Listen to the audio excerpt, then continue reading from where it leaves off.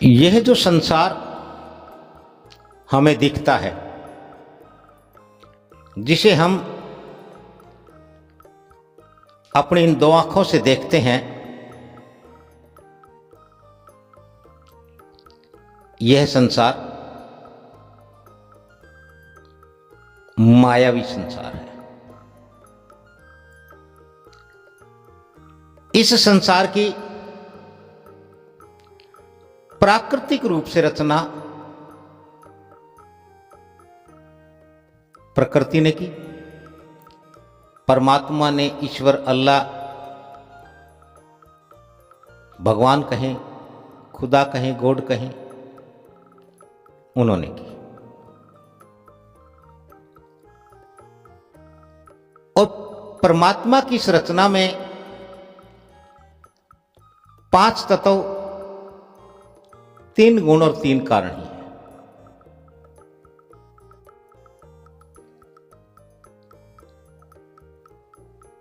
लेकिन हम इन आंखों से 3 गुण, 3 कारण और उन 5 तत्वों को देख नहीं पाते। हम इस संसार की माया नजर आती है, और माया परमात्मा की, प्रभु की प्रकृति की नहीं है। इस संसार में जो माया है,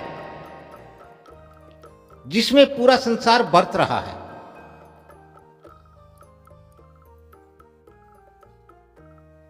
जिस माया में पूरा संसार लिप्त है,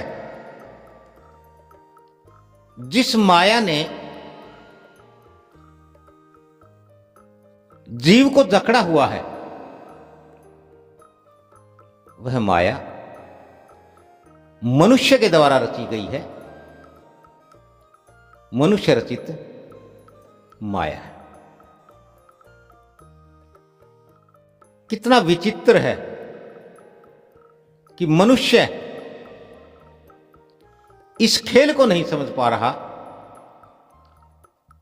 वह अपनी रची माया को समझ नहीं पा रहा है, देख नहीं पा रहा है। अपनी रची माया को भी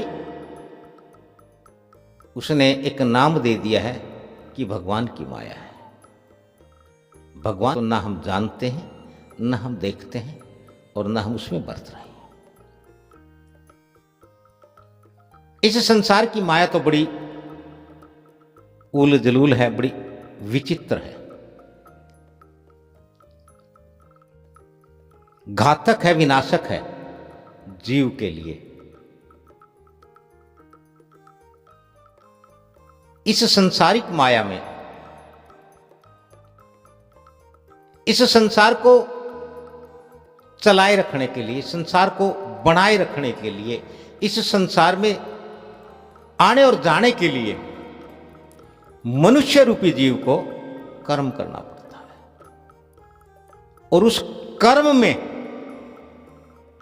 उस कर्म को करने के लिए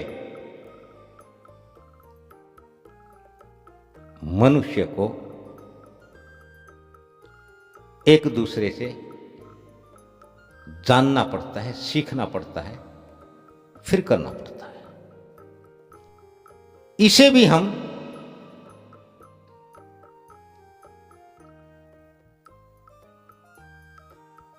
सिखाने वाले को, या जो जानता है, जिससे सीखते हैं, जिससे सीखना है, उसे हम गुरु कहते हैं। असल में वह संसारिक काम धंधे, संसारिकता सिखाने वाला उस्ताद होता है। लेकिन मनुष्य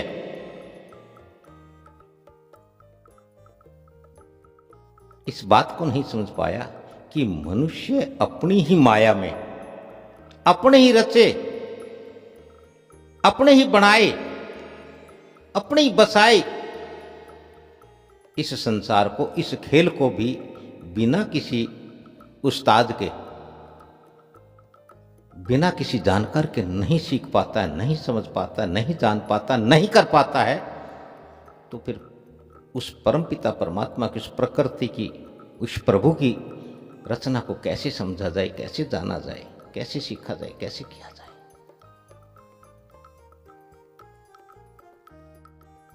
बिल्कुल अलग अलग हैं दोनों, प्रभु की रचना और मनुष्य की रचना। मनुष्य की माया है और प्रकृति की प्रभु की रचना है।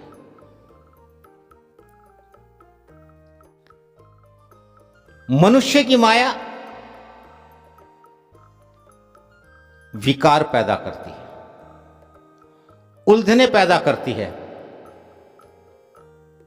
और उन विकारों और उलझनों का फल दुख, दर्द, रोग, मरने और जीने के रूप में, आवागमन के रूप में होता है। और मनुष्य यदि प्रकृति परमात्मा प्रभु की माया को, प्रभु की रचना को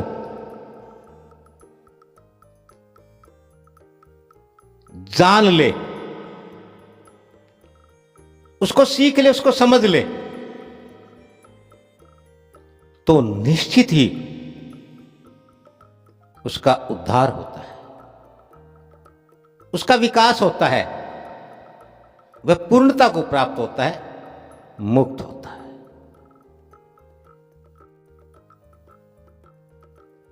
और प्रभु की जो रचना है उसके जानकार कभी मैं और मेरा की बात नहीं करते। वो जानते हैं कि यहां मैं रहना नहीं है और मेरा होना नहीं है कुछ भी। इसलिए मैं और मेरा शब्द का प्रयोग ही क्यों किया जाए, क्योंकि ना मैं हूं ना मेरा है, ना मैं रहूंगा ना मेरा रहेगा। और मनुष्य की इस माया में केवल मैं और मेरे का स्थान है, तू और तेरा शब्द नहीं है।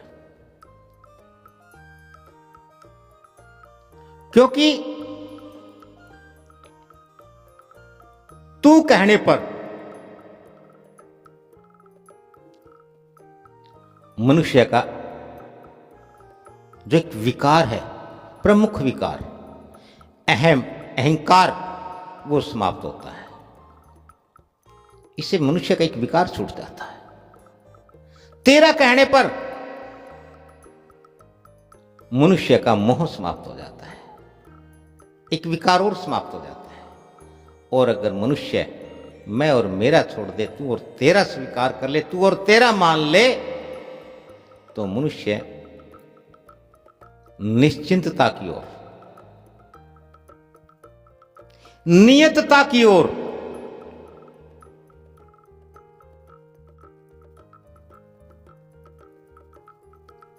चला जाता है, वह संतुलित हो जाता है। और अहंकार, मोह जैसे विकारों के वश मनुष्य अनिश्चित रहता है, उत्तेजित रहता है, दुखी और परेशान रहता है। इन विकारों वश ही मनुष्य सत्य को नहीं समझ पाता, प्रकृति की रचना को नहीं जान पाता है, प्रकृति की रचना को नहीं समझ पाता है। यही कारण है इस संसार में संसारिक लोग जो काम धंधा जानते हैं, जो काम धंधा करते हैं तो वो उनका है, यानी कि मेरा है।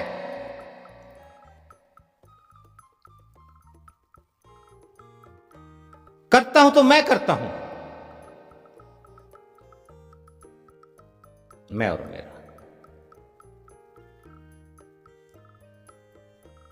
और यही इनके पतन और विनाश का कारण है। लेकिन परमार्थ की दुनिया में, अध्यात्म और परमात्मा की दुनिया में, प्रकृति के संसार में कहते हैं ना तू है, एक दूसरे से कहते हैं सब उसका है, और सब मिलकर के कहते हैं कि तू, उस प्रभु को कहते हैं कि तू है प्रभु, तू ही तू है, हे प्रभु तेरा ही तेरा है,